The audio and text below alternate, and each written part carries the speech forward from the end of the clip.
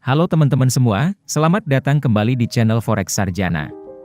Dalam video ini saya akan membagikan kepada teman-teman strategi breakout trading terbaik dan sederhana yang dapat membantu kalian mendapatkan profit dari pergerakan harga yang besar. Tapi sebelum itu, klik like, subscribe, nyalakan loncengnya dan jangan skip-skip agar teman-teman mendapatkan manfaat dari video ini. Jadi tanpa banyak basa-basi lagi langsung saja kita ke videonya. Jadi pertama-tama, sebenarnya apa yang dimaksud breakout? Breakout adalah pada saat harga dari suatu aset menembus atau melampaui level support atau resistance utama, yang biasanya menyebabkan penerusan pergerakan harga yang sangat besar. Di sini saya menunjukkan kepada kalian sebuah contoh. Jadi, dalam chart ini, kita dapat melihat bahwa harga bergerak dalam suatu range harga tertentu. Jadi kita bisa menempatkan level resistance di atas, dan level support di bawah sini, karena terdapat harga reject berkali-kali. Sekarang perhatikan, segera setelah harga menembus key level, market mulai trend. Dan ini akan menjadi entry buy yang bagus. Sekarang pertanyaannya adalah, bagaimana kita bisa menemukan setup seperti ini di mana market berpotensi melakukan breakout?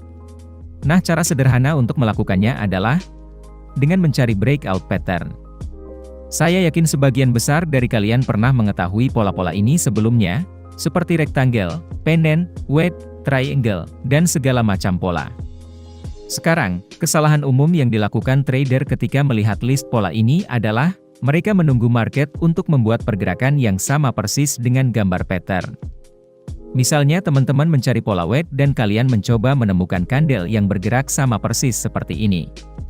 Jika kalian masih melakukan ini, saya jamin kalian tidak akan pernah melihat satu pola pun. Karena kenyataannya, harga tidak bergerak seperti ini di kehidupan nyata.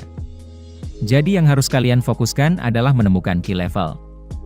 Izinkan saya memberi kalian sebuah contoh. Jadi di sini, seperti yang kita lihat di atas dari chart, kita dapat melihat bahwa harga sedang membentuk lower high. Artinya, kita dapat menggambar garis trend line turun di atasnya, karena sekali lagi, ada banyak titik harga reject. Selanjutnya, saat kita melihat di bawahnya, kita melihat lebih banyak titik harga reject. Jadi kita bisa menggambar garis support di bawah sini. Nah, jika kalian perhatikan dengan seksama, kita sebenarnya baru saja menemukan pola triangle. Karena kita memiliki key level yang sama, garis trend line turun dan garis support. Jadi, konsep seperti ini juga berlaku untuk pola lain. Jika kalian melihat level support dan resistance maka itu adalah pola rectangle. Jika kalian melihat dua garis trend yang berlawanan, itu adalah pendant. Jika kalian menemukan dua garis trend yang mengarah ke arah yang sama, itu adalah pola flag. Jadi dengan mengetahui konsep kunci ini, kalian bahkan tidak perlu menghafal nama polanya. Tidak masalah apakah itu triangle, wedge, atau rectangle, karena pada akhirnya, semuanya didasarkan pada satu konsep, yaitu, harga berkonsolidasi, membentuk key level, kemudian breakout. Jadi selama kalian dapat menemukan key level ini, maka strategi ini akan tetap bekerja.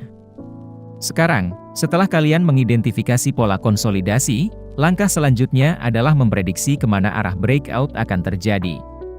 Apakah akan terjadi ke atas, atau ke bawah? Jadi, kesalahan umum yang dilakukan trader adalah, mereka segera mengambil posisi pada awal terjadinya breakout yang mereka lihat. Misalnya di sini, kita bisa melihat level support dan resistance di sini. Artinya, kita baru saja menemukan pola rectangle. Selanjutnya, kita bisa melihat bahwa candle close sedikit di atas level resistance. Sekarang, trader akan melihat ini dan berpikir, oh, harga menembus di atas level artinya pasti akan breakout yang mengarah ke atas. Nah, ini sebenarnya pola pikir yang kurang tepat untuk dimiliki. Karena breakout bukan berarti terjadi tren. Karena akan selalu ada kemungkinan breakout palsu, atau false breakout. Di mana harga break di atas key level dan segera setelahnya harga kembali turun lagi. Jadi, jika kalian mengambil posisi buy di sini, kalian justru akan mengalami kerugian. Jadi bagaimana cara kita menghindari false breakout ini? Nah, trik sederhana yang saya suka gunakan untuk menghindari false breakout adalah dengan mencari candle momentum pada saat terjadinya breakout. Kandel momentum yang terbentuk biasa berbentuk satu kandel besar atau beberapa kandel berukuran sedang. Izinkan saya menunjukkan kepada kalian sebuah contoh. Jadi dalam chart ini, kita dapat melihat bahwa harga sedang membentuk lower high, artinya kita dapat menggambar garis trendline turun di atas sini. Dan di bawahnya kita melihat higher low, sehingga kita juga bisa menggambar garis trend naik di bawah sini. Dan sekarang kita baru saja menemukan bentuk pola penen. Selanjutnya, kita melihat kandel hijau besar break di atas garis trend di atas. Tetapi jika kalian melihat lebih dekat, perhatikan bahwa kandel open di bagian sangat bawah, dan hanya sebagian kecil saja body kandel yang break. Jadi untuk situasi seperti ini kita perlu konfirmasi lebih lanjut dengan menunggu kandel selanjutnya terbentuk. Jika setelahnya membentuk kandel hijau berukuran sedang, maka itu akan dihitung sebagai kandel momentum. Tapi sayangnya, selanjutnya adalah kandel merah yang terbentuk, jadi kita akan abaikan sinyal ini.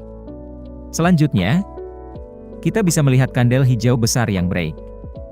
Tapi kali ini, sebagian besar body kandel break melewati garis, jadi ini dihitung sebagai kandel momentum.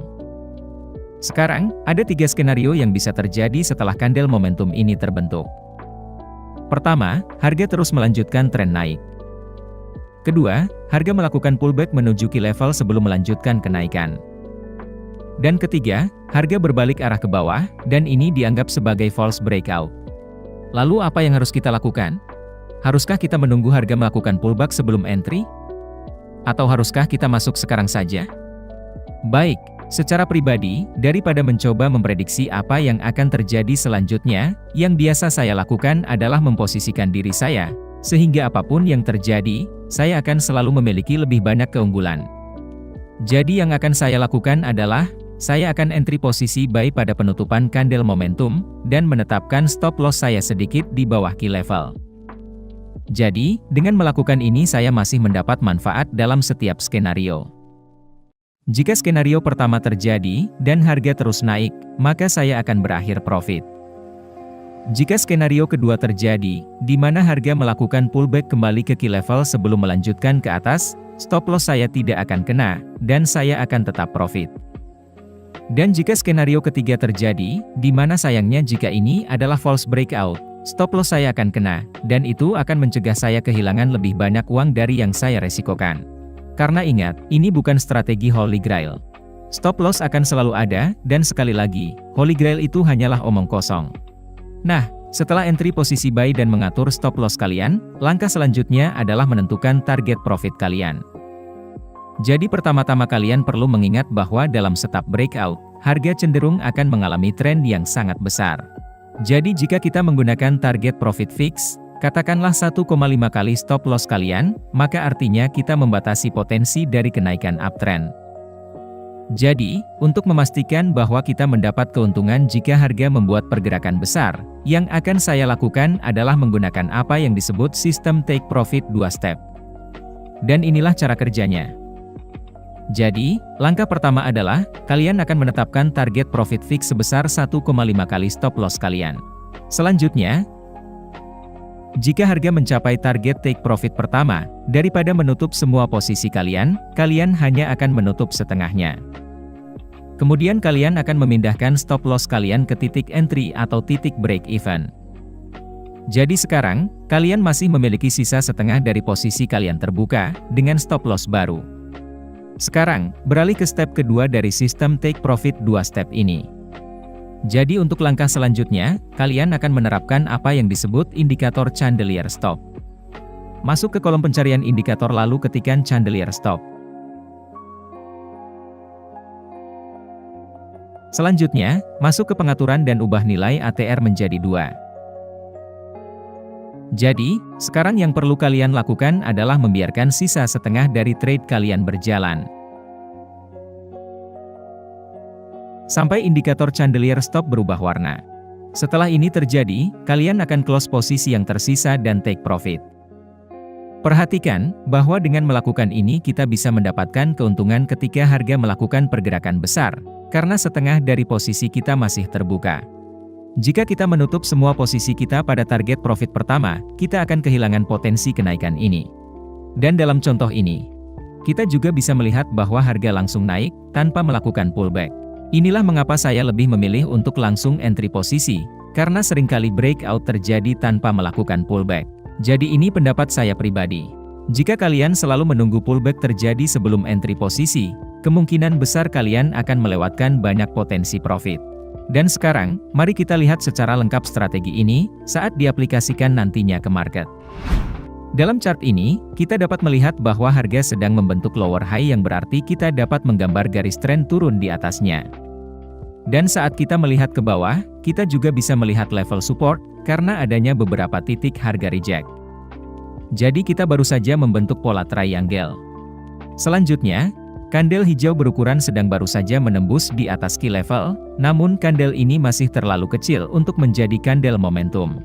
Jadi, kita akan abaikan sinyal ini. Kemudian, kita dapat melihat bahwa kandel merah break di bawah key level. Tetapi sekali lagi, itu masih terlalu kecil untuk dikatakan sebagai kandel momentum, jadi kita akan mengabaikan sinyal ini sekali lagi. Selanjutnya, kalian dapat melihat beberapa kandel merah yang terbentuk setelahnya, sehingga rangkaian beberapa kandel ini dianggap sebagai kandel momentum. Jadi, kita bisa mengambil posisi sell sekarang. Untuk stop loss kalian bisa menempatkannya sedikit di atas key level, dan menerapkan sistem take profit 2 step. Jadi langkah pertama adalah setting target profit di 1,5 kali stop loss kalian. Setelah harga mencapai take profit 1,5, tutup setengah dari posisi kalian, lalu pindahkan stop loss kalian ke titik entry, dan lanjutkan dengan langkah kedua. Terapkan indikator chandelier stop dan ubah settingannya menjadi 2. Kemudian, yang harus kalian lakukan, biarkan posisi trade yang tersisa berjalan sampai chandelier stop berubah warna. Setelah ini terjadi, kalian close posisi kalian. Sekarang, pertanyaan umum yang sering ditanyakan trader adalah, mengapa breakout bisa terjadi, dan apa logika di balik itu? Biar saya jelaskan, saat harga sedang dalam masa konsolidasi, artinya baik pembeli maupun penjual sama-sama kuat. Tetapi begitu breakout terjadi, katakanlah ke bawah, artinya seller sekarang lebih kuat, dan karena seller lebih kuat, buyer yang membeli di level support terpaksa menutup posisi mereka, karena seringkali stop loss mereka ditempatkan di dekat key level. Jadi sekarang buyer terkena stop out, ditambah seller yang terus mendorong harga, sehingga momentum penurunan menjadi semakin kuat. Belum lagi breakout trader seperti kita yang melihat peluang ini, juga memutuskan untuk bergabung dan melakukan posisi sell. Jadi, gabungan semua faktor ini menyebabkan harga terdorong semakin rendah, yang menyebabkan terbentuknya pola breakout. Jadi, di balik setiap strategi, selalu ada alasan psikologis yang mendasarinya. Jadi saya baru saja membagikan strategi breakout yang bisa kalian pelajari, dan backtest. Dan ingat, Holy Grail itu hanyalah mimpi trader pemula di siang bolong. Tidak ada strategi yang benar-benar sempurna di market. Ada saatnya kita terkena stop loss, dan ada saatnya kita mendapatkan profit, karena trading adalah tentang probabilitas. Selama kita konsisten, dan menggunakan resiko per transaksi, dan money management yang baik, akun kalian akan baik-baik saja, dan cenderung bertumbuh. Tidak peduli dengan apapun strategi yang kalian gunakan. Saya rasa itu saja untuk video kali ini, silahkan ajukan pertanyaan di kolom komentar jika ada informasi yang kurang jelas. Jangan lupa like, subscribe, dan nyalakan loncengnya, karena akan ada video terbaru dari saya. Dan sampai jumpa di video selanjutnya.